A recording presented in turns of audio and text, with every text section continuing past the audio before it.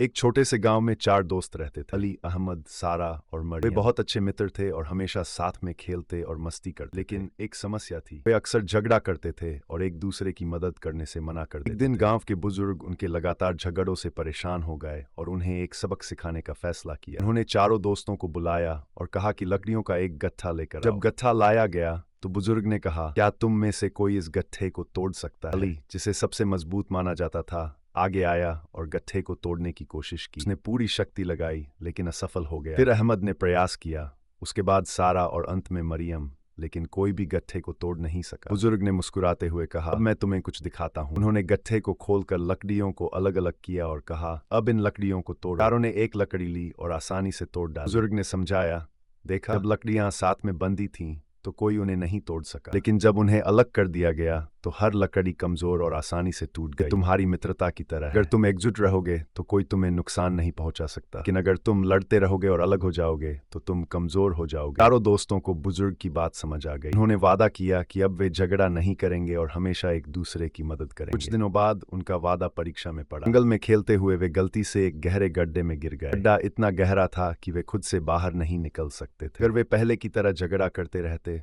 तो शायद कभी बाहर नहीं निकल पाते, लेकिन अब उन्होंने एकता का महत्व समझ लिया था। उन्होंने मिलकर एक योजना बनाई। पहले अहमद ने नीचे खड़े होकर अली को अपने कंधों पर चढ़ने दिया, फिर अली ने सारा को ऊपर खींचा और अंत में मरियम ने सबकी मदद की और सब बाहर निकल आए। उनकी टीम वर्क और एकता की वजह से वे गड्ढे से बाहर निकल आए और खुशी खुशी गांव वापस लौट गए।